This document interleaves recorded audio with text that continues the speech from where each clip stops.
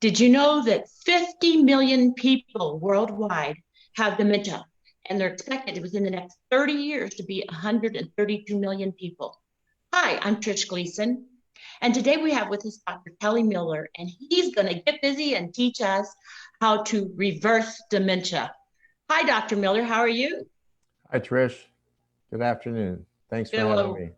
so excited to hear what you've got to say.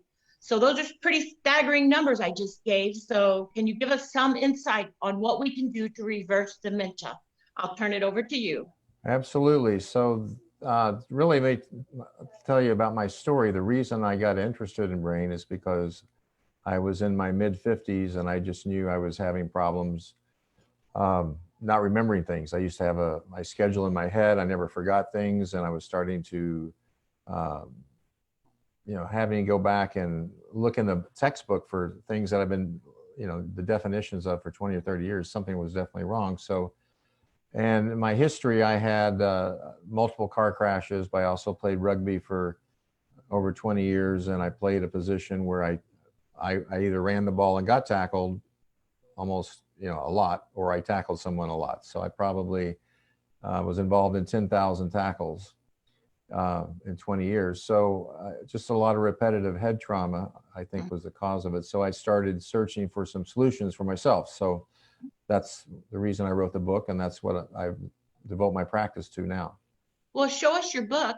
And so this whole book is about your brain and reversing dementia. And Right. So this book is about a global approach. These are all things that, in my research, that I found that were all natural. There's never been a drug. There's over 350 drug trials for a drug to help Alzheimer's, and there's not, because the reason is that there are multiple different pathways that create the scenario. So in the book, each one, saving your brain, each letter is an acronym for something that's important. Uh, S is for sleep. So we now know, really, when we have sleep disturbance and our sleep pattern changes, that's actually a sign of brain imbalance. That's actually our brain telling us that there's something wrong. And oh, when we work on getting the brain working better, the sleep pattern returns to normal. hmm. Wow, that's exciting and information. We're going to go into that more detail. I forgot to introduce you, so let me do that more appropriately. Okay. It's pretty long, ladies and gentlemen, so let's get going. But at least you're going to know you're talking to somebody and listen to somebody that has the skills and expertise and knowledge for 40 years that is telling us some good information. So Dr. Miller is a doctor practicing and teaching for over 40 years. He's an international lecturer. He's down in Tampa, Florida. He's board certified in thermography. He's got acupuncture uh, designation. He's a naturopathic physician. He's a fellow of Brazil's um, Academy, American Academy. He's a fellow of the Aging and Regenerative Medicine. I told you it was pretty long, but we've got somebody who knows what they're talking about. He's a chiropractor, and he's also the author of 5 books. So we are pleased to have him here to give us his time today to teach us. So officially, you're welcome. Okay. Go ahead now. Let me ask you a question. Okay. They say on the internet in reliable sources that your eyes are the windows to the risk of you getting dementia someday. That apparently they can do, you look in your eyes and do some scans and something to do with your pupil dilation. Do you know anything about that, or what would you have to say about your brain dementia and finding out if you're going to be getting it or have got it?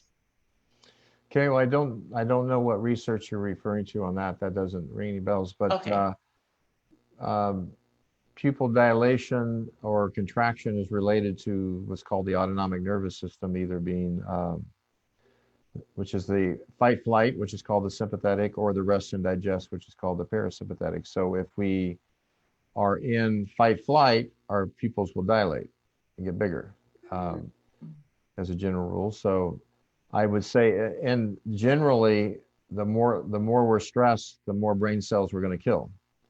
because what happens is when we get under stress and we have adrenaline, we also produce cortisol. And although that is necessary for short-term survival, you know, like we may have to fight off the lion, tiger, or bear or whatever, Yeah. but long-term, it actually kills our neurons, and it affects part of the brain called the hippocampus in particular, which takes short-term and long-term memory. So we have patients coming in and they've had MRIs and different parts of their brain have shrunk significantly. Okay.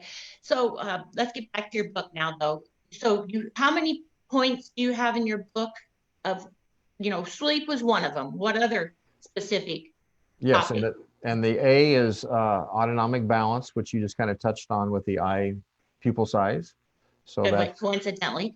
so Okay. that's yeah. Well, we do something called heart rate variability when we evaluate our patients, and we find in today's world, 4 out of 5 patients, even 9 out of 10 patients, are locked into this fight-flight physiology, and this creates another thing it can cause is high blood sugars because again, cortisol activates it's called a glucocorticoid, but it activates sugar.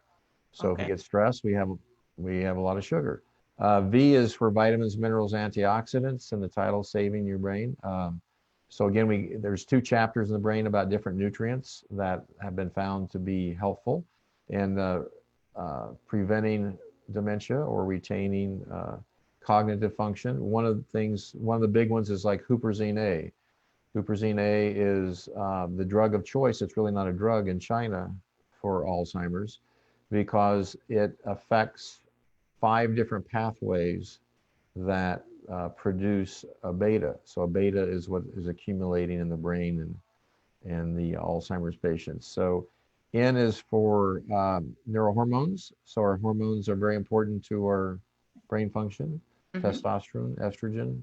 Mm-hmm. Um, G is for genetics. There's a particular gene called the ApoE4 gene that will increase your risk, but it can be negated by taking extra niacin. Mm-hmm. So again, if you know your weaknesses,